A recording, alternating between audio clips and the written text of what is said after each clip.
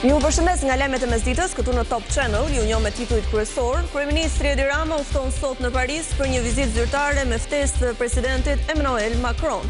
Në takimin në Pallatin Elysee, dy liderët do të diskutojnë ecurinë e Shqipërisë drejt Bashkimit Evropian, investimet franceze në vend, si dhe projekte konkrete bashkëpunimi në arsim dhe energji. Në ditën e 22 të protestës, qytetarët u distancuan nga incidenti I heqjes së flamurit të Izraelit. Përfaqësues të diasporës, të pranishëm sërish në tubim, thanë se kërkojnë ndryshimin e Ramës dhe se nuk janë kundër as SHBA-ve dhe as Izraelit. Kryeministri Edi Rama vijon me idenë se protestat në Tiranë po sponsorizohen nga individ që I duan të keqen kombit. Në një koment në rrjet, Rama thot se pavarësisht sallahaneve të vetëvendosjes, qeveria e tij vijon kontratën me shqiptarët deri në vitin 2029. Britania e Madhe përgatitet për ndryshim në krye të qeverisë. Keir Starmer ka njoftuar dorëheqjen si kryeministër dhe lider I Partisë Laburiste, ndërsa procesi për zgjedhjen e pasardhësit pritet të përfundojë përpara rikthimit të parlamentit në shtator. Shtetet e Bashkuara dhe Irani kanë mbyllur raundin e parë të negociatave me një marrëveshje fillestare. Palët kanë vendosur të krijojnë grupe pune dhe një kanal të drejt-për-drejt komunikimi për të avancuar drejt një marrëveshjeje më të gjerë paqeje. Donald Trump ka rikthyer kritikat ndaj NATO-s dhe aleatëve europian. Në një intervistë për mediat italiane, presidenti amerikan tha se është I zhgënjur me aleancën, ndërsa shmangu një përgjigje të qartë për qëndrimin e SHBA-ve në NATO.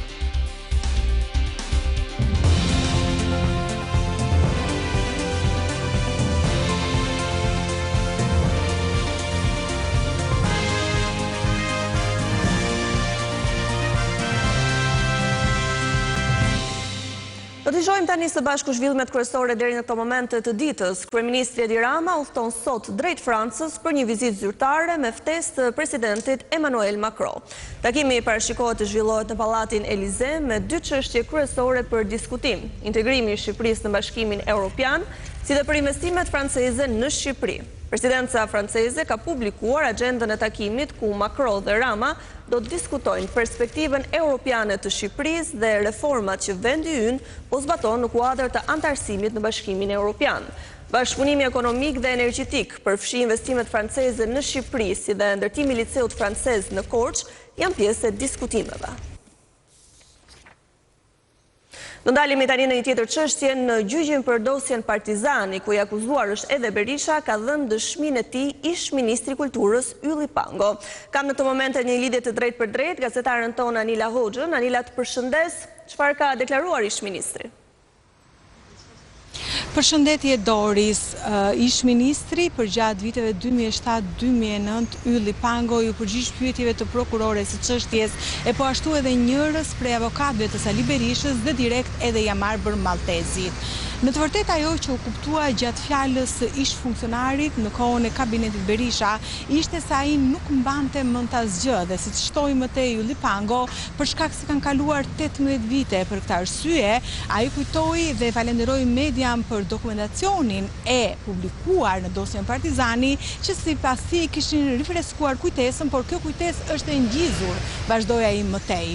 E duke referuar viteve, ai u pyet drejt për drejt nga avokatja mbrojtëse e Sali Berishës Klodiana Gjyzari nëse kishte folur apo jo Ylli Pango me Sali Berishën për kompleksin Partizani. Dhe Ylli Pango përgjigj nuk e mbaj mend. Gjithashtu ai tha më tej se nuk e mbante mend nëse kishte dieni se kompleksi Partizani gjatë vitit 2003 ishte apo jo I zënë, dhe kjo pyetje erdhi nga I pandehur Jamarbër Maltezi. Nuk e mbaj mend, vazhdoi më tej Ylli Pango. Dhe nuk dinte, ju përgjigj më tej Jamarbër Maltezit, në lidhje me ndryshimin e destinacionit, e po ashtu edhe dhënies një leje ndërtimi nëse e mbante apo jo mend që këto veprime I kishte kryer Edi Rama. Jo, tha Ylli Pango, nuk e di këtë gjë. Megjithatë, ish funksionari u pyet në cilësinë e nismëtarit të ndryshimit të paketës ligjore të propozuar prej tij në majin e 2007-s, për cilën u referua se do të jepej me koncesion këto ambiente.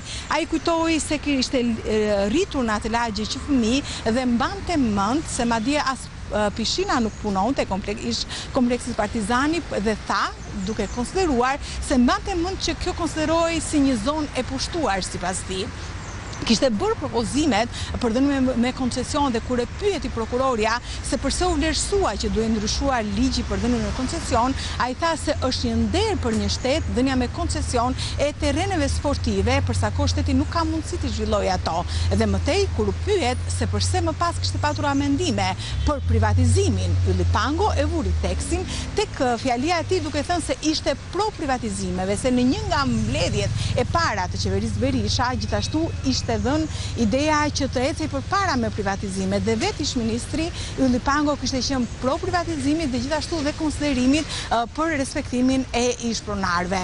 Megjithatë nga ana tjetër Ylli Pango u kujtoi edhe procedura tjera duke përmendur ish-drejtues kur u pyet dhe e tha gjithashtu se edhe për këtë gjë nuk mbante mend për disa shkresa të deleguara nga ish-varësia e tij, por dokumentat sa i janë aty dhe mund të vlerësohen edhe mund të gjykohen. Pango dëshmoi për llogari të procesit ku ish-kryeministri Sali Berisha është i pandehur dhe po ashtu edhe dhëndri i tij për çështje korrupsioni e pastrim parash, ndërsa më herët njëri nga avokatët, Genxho Kuta, i kishte njoftuar përmes rrjeteve sociale se nuk do të ishte i pranishëm për arsye familjare, ndërsa interesat e Berishës përfaqësoheshin nga Klodiana Gjyzari. Mbasi ka përfunduar dhënia e deklaratës dhe dëshmisë Ylli Pangos, ai u largua për të vazhduar me dëshmitar të tjerë të thëritur nga prokuroria e posaçme dhe konkretisht nga SPAK, që po tani më ka hapur gjykimin në themel dhe po dëgjon të gjithë listën e dëshmitarëve të kërkuar fillimisht nga prokuroria dhe më tej do të vazhdohet me dëshmitarët të kërkuar edhe nga mbrojtësit e të pandehurve në dosjen e njohur si dosja Partizani, ku ish-kryeministri Sali Berisha vazhdon për më tepër se një vit i nënshtrohet masës së detyrimit me paraqitje, duke u paraqitur në ambientet e prokurisë posaçme 2 herë në muaj dhe konkretisht të hënën e parë dhe të hënën e tretë të çdo muaji. Qartë, falenderoj Anja Hoxha për gjithë këto detaje që sapo na përsolla. 2 persona janë proceduar nga policia e Tiranës për protestën e së dielës në Tiranë. Procedimi ka ndodhur për shkak të një konflikti të ndodhur mes një protestuesi dhe 2 qytetarëve. Menjëherë në vendngjarje ka ndërhyrë shërbimet e Komisariatit të Policisë numër 3, të cilët kanë parandaluar për shkallëzimin e konfliktit dhe kanë shoqëruar në komisariat personat e përfshirë. Konkretisht, gazetari Osman Stafa ka kallëzuar sërshar, ofenduar dhe gërvishtur nga 2 qytetarë, duke postuar dëmtime të lehta. Nga ana tjetër, të kallëzuarit kanë deklaruar se konflikti ka nisur pas një debati verbal mes tyre. Në ditën e 22 të protestës, qytetarët u distancuan nga incidenti i heqjes së flamurit të Izraelit. Përfaqësues të diasporës, të pranishëm sërish në tubim, tha se kërkojnë rrëzimin e Ramës dhe se nuk janë kundër as Shteteve të Bashkuara të Amerikës dhe as Izraelit. Dita e 22 e protestës qytetare nisi me tubues të bashkuar rishtas në marshimin e zakonshëm dhe të tjerë të cilët vijuan pa ndërprerje nga një ditë më parë protestën përpara kryeministrisë. Edhe këtë të diel, kryefjali ishte diaspora, me përfaqësues që morën mikrofonin njëri pas tjetrit. Ata shprehën mbështetjen për këtë protestë dhe kërkuan dorëheqjen e Edi Ramës. Qëllimi i kësaj proteste është shumë i pastër. Largimi i kësaj qeverie dhe krijimi një klase të re politike të papërdhyer. Kryeministri i Shqipërisë nuk ka pse vonon dorëheqjen.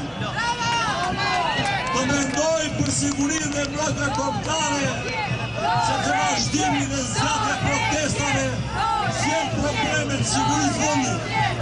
Protestuesit u distancuan nga incidenti një ditë më parë, ku u hoq flamuri i Izraelit, duke thënë se kjo protestë është kundër Ramës dhe kësaj qeverie dhe jo kundër Amerikës e Izraelit. Shqiptarët nuk flejnë, në pesë dhe në burëri, ne japim mundësi të gjithë njerëzve që të tregojnë fytyrën e tyre. Edi Rama e ka tregu fytyrën e vetë, ka tregu dhe pa fytyrësinë e vetë. Edhe ju jeni shembull për botën. Bota ju shef edhe mësojnë si bëhet revolucioni. O vëllezër, o motra, o shqiptar, Shqipëria bëhet.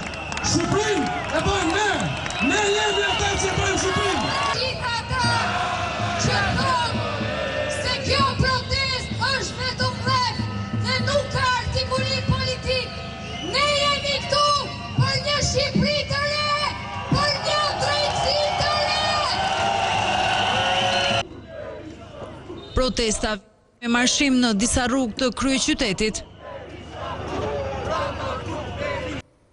Kryeministri Edi Rama vijon me idenë se protestat në Tiranë po sponsorizohen nga individ që i duan të keqen kombit. Në një koment në rrjet, Rama thotë se pavarësisht sallahaneve të vetëvendosjes, qeveria e tij vijon kontratën me shqiptarët deri në vitin 2029.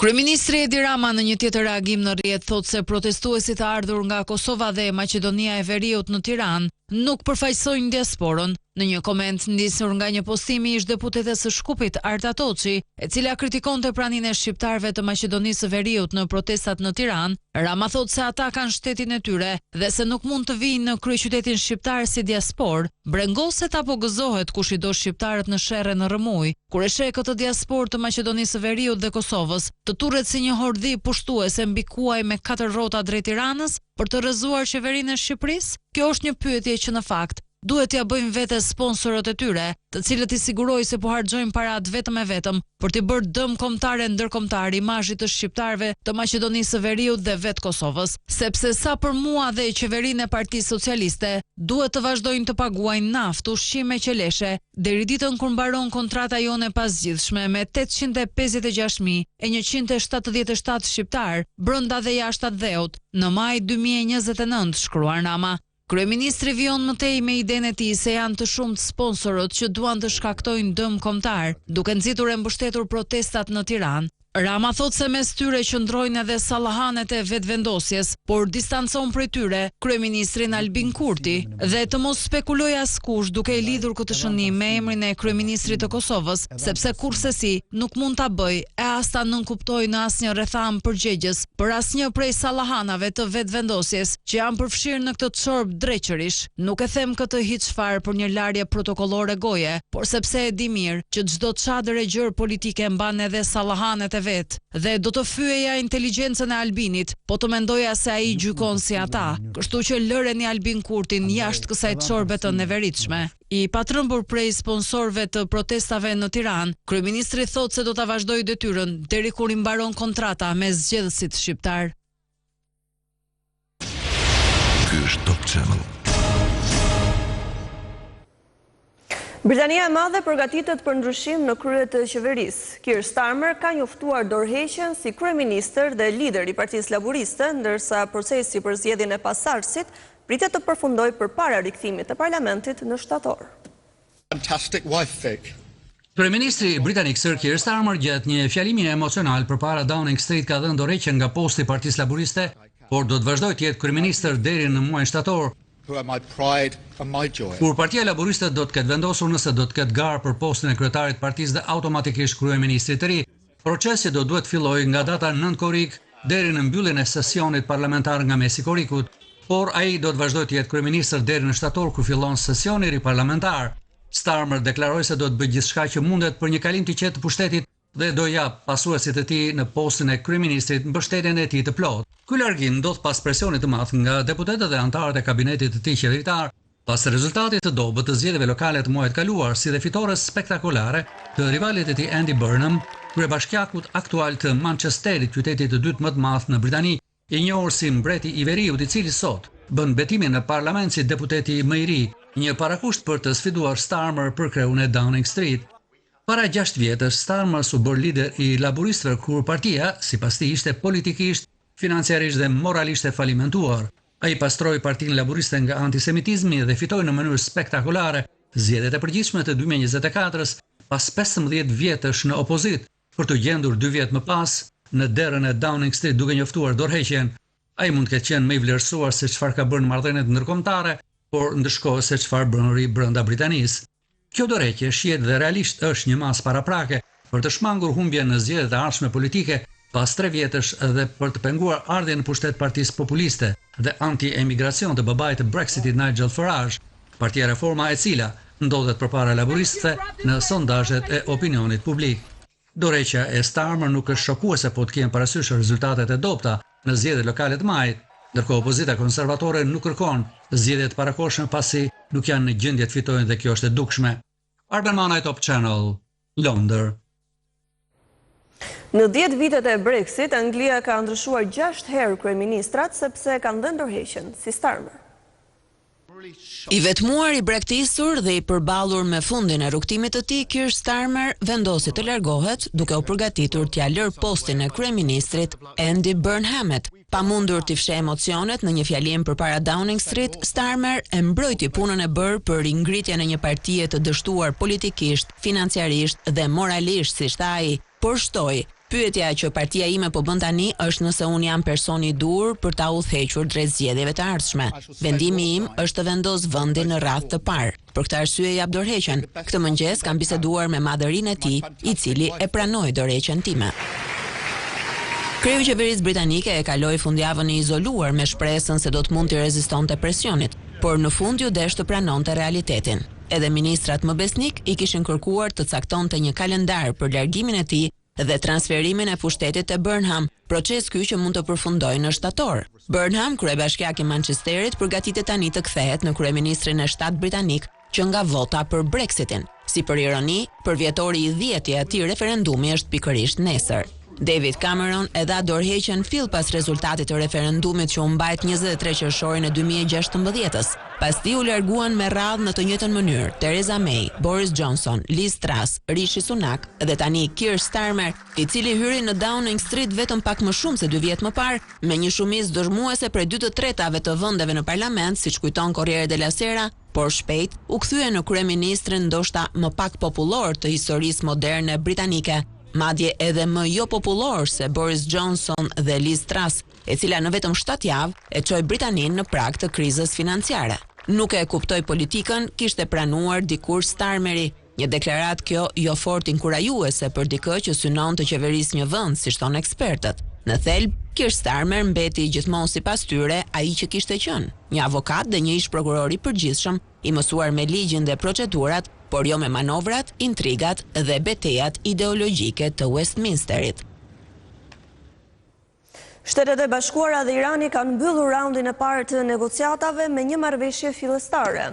Palët kanë vendosur të krijen grupe pune dhe një kanal të drejt për drejt komunikimi për të avancuar drejt një marrëveshje më të gjerë paqeje. Ka përfunduar raundi i parë i negociatave mes SBA-s dhe Iranit dhe ka një rezultat. Do të formohen grupe pune dhe një kanal i ri komunikimi sipas mediave të huaja. Një deklarate përbashkët është dhënë nga ndërmjetësit e negociatave, Katari dhe Pakistani, dhe ajo tregon se është hartuar tashmë një plan veprimi për një marrëveshje paqeje. Qëllimi i palëve mbetet arritja e një ujëdie përfundimtare brenda 60 ditëve. Grupet e punës pritet të trajtojnë ndër të tjera dhe programin bërtamor të Iranit, si dhe sanksionet perëndimore ndaj Republikës Islamike. Përpos kësaj është krijuar një kanal komunikimi mes palëve për të shmangur keq kuptimet apo incidentet në ngushticën e Hormuzit. Pritet që ndër temat me prioritet të jetë pikërisht hapja për qarkullim me këtij kanali të rëndësishëm ujor, ku kalon rreth 20% e kontingjentit botror të karburanteve. Por ka edhe probleme të tjera për vendosjen e paqes. Në radhë të parë, respektimi i shtetit izraelit dhe heqja dorë nga mbështetja e elementeve radikale në rajon nga ana e Iranit. Përpos marrëveshjes për krijimin e grupeve të punës, palët janë dakord edhe për ngritjen e një mekanizmi të posaçëm për zgjidhjen e konflikteve në bashkëpunim me Libanin, me synimin të jepet fund luftimeve në atë vend. Delegacionet e SBA-s dhe Iranit i nisën të dielën bisedimet për arritjen e një marrëveshje paqeje në një hotel në Alpet zvicerane. Raundi i parë i negociatave përfundoi në orët e vona të natës mes së dielës dhe të hënës. Sipas ndërmjetësuesve, diskutimet do të vazhdojnë përgjatë gjithë javës. Donald Trump ka rikthyer kritikat ndaj NATO-s dhe aleatëve europian. Në një intervistë për mediat italiane, presidenti amerikan tha se është i zhgënjur me aleancën, ndërsa shmangur një përgjigje të qartë për qëndrimin e Shteteve të Bashkuara të Amerikës në NATO. Në një intervistë ekskluzive për TG.com 24, presidenti amerikan Donald Trump foli për postimin e fundit të publikuar në rrjetin e tij social Truth, ku sulmonte sërish Giorgia Melonin. E po si që dini, ne po trajtohemi shumë keq edhe nga kryeministra juaj, e cila nuk është sjell mirë me ata që kanë shpenzuar miliarda dollar për të mbrojtur Italinë, dhe më pak, kur ne thjesht kërkuam një shenjë mirënjohjeje ose diçka pozitive, na thanë jo, po flas për NATO në përgjithësi, jo vetëm për vendin tuaj. Megjithatë, ajo që ka qenë ndër më të këqijat në fakt ishte komenti i Trump, Kur u pyet nëse po mendon të tërheqë Shtetet e Bashkuara nga NATO, ai u përgjigj prerasi, nuk dua t'ju them. 2 ditë më parë, Meloni ju përgjigj ashpër kritikave të tij, duke i cilësuar postimet si një spektakël të pakëndshëm, teksa i hodhi poshtë me forcë pretendimet se po përpiqet të afrohet me presidentin e Shteteve të Bashkuara për të rritur popularitetin e saj. Fakti që jam mikja juaj nuk ka ndihmuar dhe nuk ka asnjë lidhje me marrëdhëniet tona. Ajo varet nga aftësia ime për të mbrojtur interesat kombëtare të Italisë dhe këtë kam bërë gjithmonë, përfshirë edhe përdorimin e bazave ushtarake amerikane këtu, të cilat rregullohen nga marrëveshje që janë respektuar dhe nuk mund të shkelen, sa kohë që jam unë kryeministre. Italia mbetet një shtet sovran, i kujtoi Meloni. Franca po përballet me një val të fortë të nxehti që ka vënë alarm miliona qytetarë. 10 rajone janë në nivelin më të lartë të paralajmërimit, ndërsa qindra shkolla kanë pezulluar aktivitetin për shkak të temperaturave ekstreme. 49 nga 96 rajonet e Francës janë në alarm të kuq nga vala e të nxehtit që ka përfshirë vendin, i cili po përgatitet për temperatura përvoluese në ditët në vijim. Sot termometri pritet të shënojë sipas BBC-s mbi 40 gradë Celsius në disa zona të Francës perëndimore, ndërsa në Bordeaux temperaturat nga sa pohon Meteo France ka gjasa të mbrin deri në 43 gradë Celsius. Një njoftim e Ministrisë së Arsimit tregoi se rreth 845 shkolla do të qëndrojnë të mbyllura gjatë ditës, ndërsa 1800 nxënës të tjerë janë lejuar të përfundojnë mësimin më herët. Alarmi portokalli nga vapa është vendosur për 10 rajone, ndërsa në total 63 milion njerëz janë prekur në të gjithë vendin. Kushtet e rënduara atmosferike vijnë pas një fundjave ku temperaturat mbritën deri në 40 gradë Celsius, duke sjellë ndalimin e konsumit të alkoolit gjatë festivalit vjetor Fête de la Musique, një ngjarje kombëtare që mbledh turma të mëdha njerëzish në rrugët e shumicës së qyteteve. Në rajonin jug perëndimor të Girondes, autoritetet lokale njoftuan të dielën se 3 persona të moshës 80 deri në 95 vjeç kanë ndruar jetë pjesërisht për shkak të nxehtësisë ekstreme. Ministrja e Shëndetësisë Stéphanie Rist deklaroi për televizionin publik francez se shumë qytetarë do të vuajnë gjatë këtyre ditëve të nxehta dhe bëri thirrje që të mbahen nën vëzhgim të afërmit dhe fqinjët. Një sasi rekord kokaine është kapur në Australi.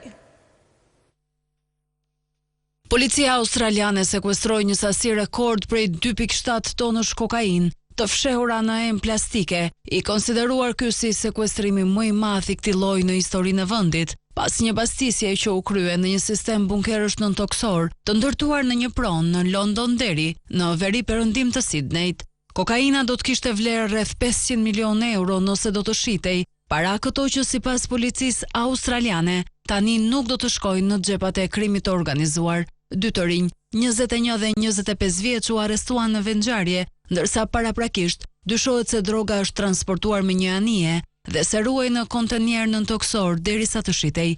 Hetimet kanë çuar gjithashtu në arrestimin e 6 personave të tjerë në disa qytete, si dhe në ndalimin e një anijeje të dyshuar transporti në Ishujt Solomon. Autoritetet besojnë se droga është kontrabanduar në Australi përmes një rrjeti të organizuar kriminal ndërkombëtar. Sipas policisë, operacioni tregon shkallën dhe sofistikimin e rrjeteve të trafikut të drogës që synojnë tregun australian. Shtetet Ishujt të paqësorit janë bërë një pikë tranziti për dërgesat fitimprurse të kokainës dhe metamfetaminës në tregun e zi, drejt Australisë dhe Zelandës së Re, nga Amerika e Jugut dhe Azia Juglindore. Vdekjet e lidhura me kokainën në Australi u rritën me 28% në një rekord prej 141 viktimash në 2024, sipas një raporti vjetor mbi dozat i publikuar këtë muaj nga Instituti Pennington, i cili hulumton përdorimin e drogës.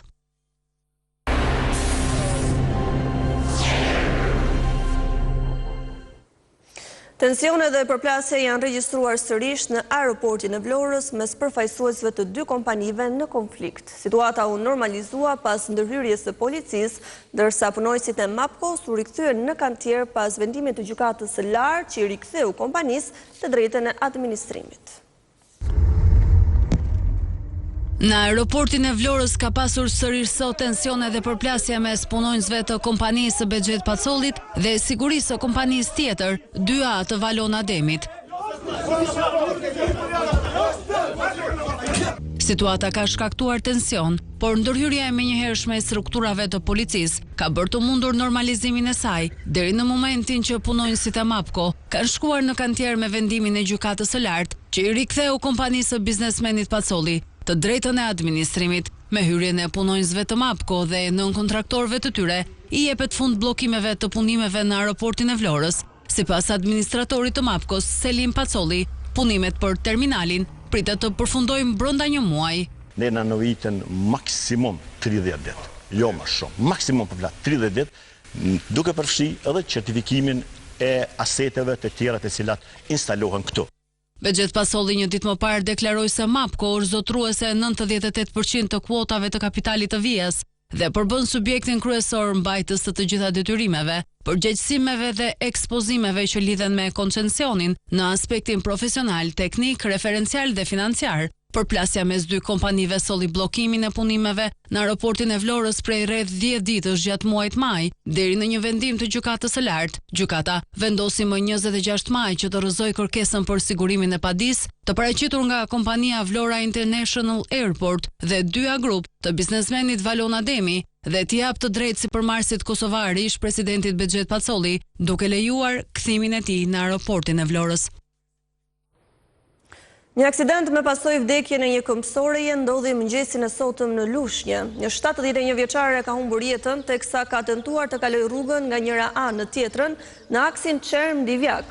71 vjeçaria Ike Dervishi u përplas nga një motocikletë drejtuar nga Leandro Gjillari, 24 vjeç. Mësohet se si pasojë e goditjes së fortë, e moshuara ka gjetur vdekjen e menjëhershme. Policia ka ndaluar drejtuesin e motocikletës dhe po dokumenton ngjarjen.